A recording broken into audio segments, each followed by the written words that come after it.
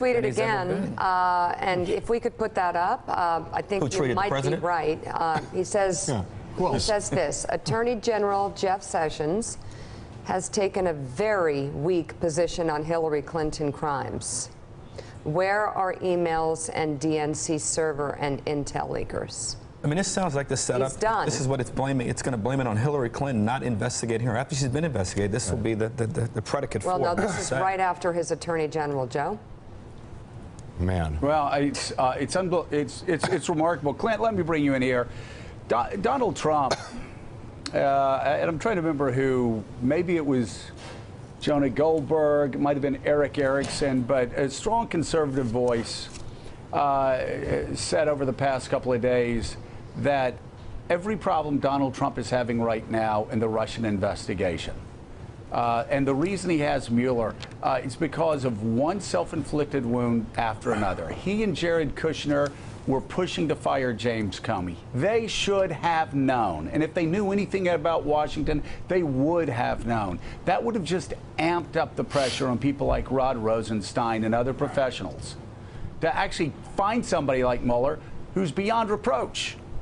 Now they're talking about firing the Attorney General of the United States, a man that Jared Kushner and Donald Trump spent 2016 praising as the greatest mind in Washington, D.C., the smartest man they had ever met, the most loyal and honest person they ever knew. That and Flynn. And now Donald Trump is trying to throw, just like Flynn, just like they defended Flynn, nonstop.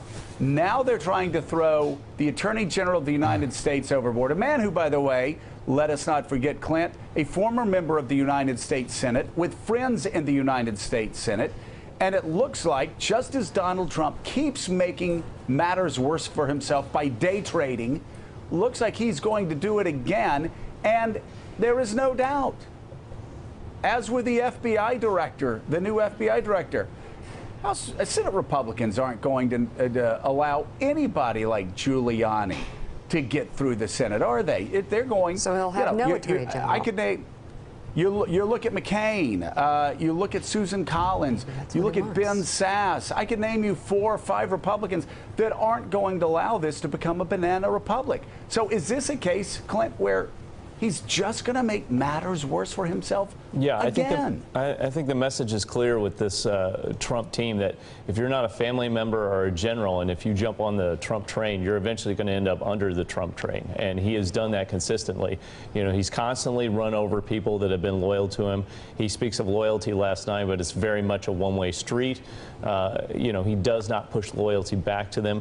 He won't challenge his family members, if you watch, or, you know, Kushner by extension, or other generals. I think he knows that will deliberately undermine his base. They will not go for that.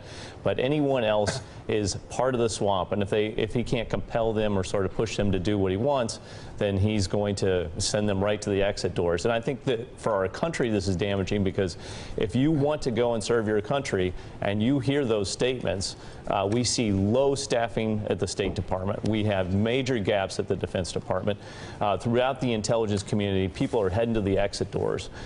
This is hurting our country, and what we're seeing is just blatant nepotism and staffing like we're a banana republic. Wow. And John Heilman, look at let's just look back and who were the only 2 major figures that come out and endorse Donald Trump early. One was Jeff Sessions from Alabama, who's about to be fired for doing what every lawyer, every first-year law student even would tell him he had to do. And then Chris Christie, who got thrown under the bus repeatedly by this administration. And then number 3, Exhibit 3, look at the House Republicans, who Steve Bannon threatens and the president threatens to pass a health care bill that nobody liked.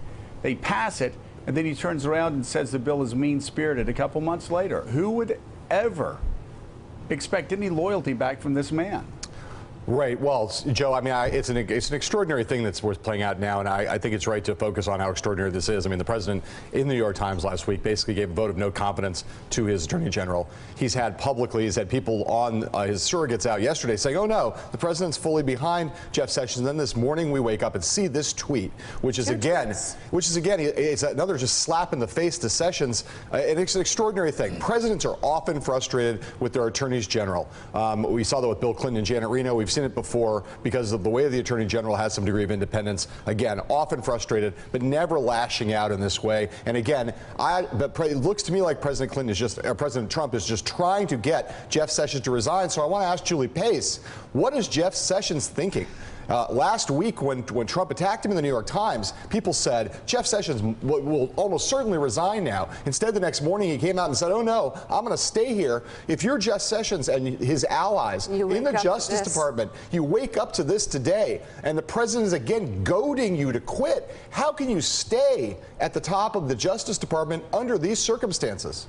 It's pretty amazing. I mean, that's been the question for a week. How does Jeff Sessions stay in this job when it's clear that the president actually doesn't have confidence in him?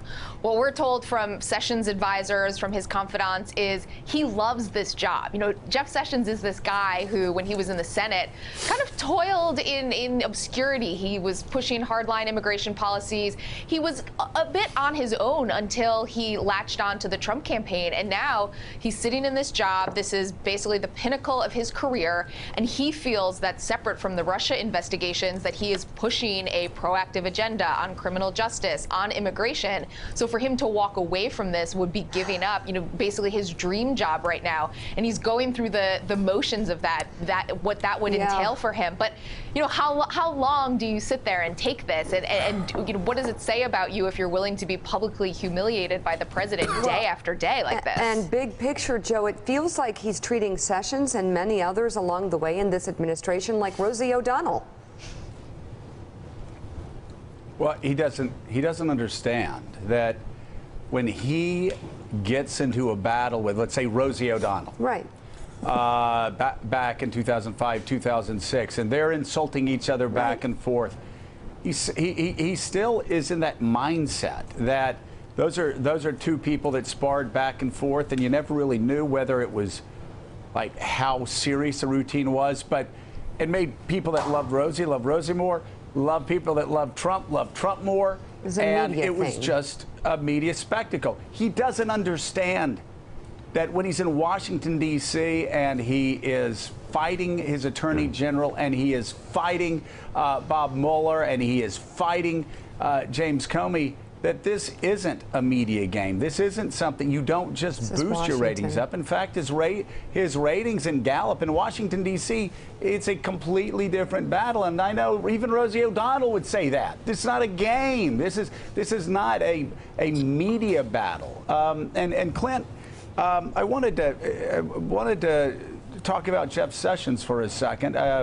Some people are saying, how do you stay in a job if you're being humiliated every day? And I've heard that over the past couple of days. I think Jeff Sessions would be a patriot, actually, if he stayed in his job. And he's being abused every day by a president who is clearly trying to obstruct justice from being done. I'm not saying legally that you can prove obstruction of justice yet in court, but he is clearly trying to stop justice from being served. He's clearly trying to kill an investigation that he knows is moving in a direction that puts him in legal peril and his family in legal peril. If you could advise Jeff Sessions right now, would you agree with me that he needs to stay there and be a patriot and force Donald Trump to fire him, or do you think he should move on? I think he should stay, and this has been consistently something that I've heard that I disagree with. As a government servant, if you're committed to the Constitution, the people of America, you need to stay in place and you need to do your job. If he leaves, he's doing exactly what the president wants. For the president to fire him is a much more aggressive action. He's hoping that Sessions will probably exit on his own accord. And if I were Sessions, I wouldn't go anywhere. I would keep doing my job. I'd try and push my agenda. It's one that I oftentimes personally disagree with, but as somebody who's been picked to fill that position, he's been there only 6 months, I would plant my feet right into the ground. I wouldn't go anywhere. I would make the president fire me at this point, because the president needs to learn that the Department of Justice is not to be influenced and overtly pressured by the president of the United States. I differ. Well, and Mika, there's another tweet. Harold disagrees, by the way. Should we, Alex? What's the tweet say? Mika, read the tweet. It says, Mika, problem read the is tweet. the acting head of the FBI and the person in charge of Hillary investigation, Andrew McCabe, got $700,000 from H for wife. My God. Harold, Oh my he God. put McCabe up as a possible finalist to be his FBI director. Like, does he not? Someone needs to run into where's his the bedroom memory? and grab the phone. McCabe was on his finalist list as an FBI director. And now he's going back to complaints that he had in September or October of last year. I want people to be observing and taking notes today and not acting like this is just like every other day and, oh, you should have seen this coming. No, this is happening in real time. What is today? What's the date, guys? It What is July 25th. 25. 6 months July into the presidency. 25th. July the 25th. Circle it on your calendar. This guy is spinning wildly out of control. He's watching TV. I know you never watch this show, Donald, but whatever show you're watching is making you crazy. Not crazy. I don't think you're crazy, but it's making you act crazy. So you really need to turn to SportsCenter. And you need to stop watching because these tweets make you look really bad. Harold Ford, So let's move on and let's hope that right now he's hearing da-da-da, da-da-da, instead of Morning Joe, because it's seriously not in the best interest of the United States of America, our not. allies, or the world at large if the 100% president serious. watches Morning Joe. He needs to stop. Harold, I am 100% serious. He needs to stop watching this show. And anything Harold, else. I would agree, but it shows the influence of the show, which is anything else. positive. Harold, let's get back to, though, Jeff Sessions, and then we got to wrap this up. Quickly, you think Jeff Sessions should leave. Tell us why. I think he should resign. One, if he disagrees with the president, if he believes honestly that he's lost the confidence of the president, and this morning, at least the last 7 or 8 minutes has given us more evidence to that fact. And then when you consider that Jeff Sessions went before the Senate just a few weeks ago and basically invented a new privilege, saying that he would not divulge conversations between he and the president, although privilege had not been invoked. When you talk about loyalty, I think Sessions has shown that. I would agree with Clinton in this regard. I disagree with a lot of the ways that Jeff Sessions is going about doing his work at the Justice Department. Having said that, he should stay if he has the confidence of the president. If you don't have the confidence of the president in your job, I think you have to resign. Well, I think we still have checks and balances in the system that can address this. But I just differ with you and Clint on that regard. All right, we are going to continue to talk about this and I do hope he switches sports. I would just like for Joe. I'd like for Joe to do the rest of the show as close to the camera as he was a little while ago. That'd be kind of awesome. Just do the whole show in that really tight. Get that face right in there. I'm just going to say we do that? Yeah. We all calm down because with ESPN. Stop watching. I love that. you don't need to do watch that, news. Joe. It's fine. Go to SportsCenter. The story speaks for itself. Go to SportsCenter. Still ahead on Yeah. Morning Joe from the 2 Intel committees, meeting with Jared Kushner, the president's son-in-law, who says he did not collude. Senator Joe Manchin and Congressman Eric Swalwell and Joaquin Castro, also Republican Congressman Charlie Dent, joins the conversation. Plus, the Democrats roll out a new slogan, but they need a person. We'll talk about that. Thanks for checking out MSNBC on YouTube, and make sure you subscribe to stay up to date on the day's biggest stories. And you can click on any of the videos around us to watch more from Morning Joe and MSNBC. Thanks so much for watching.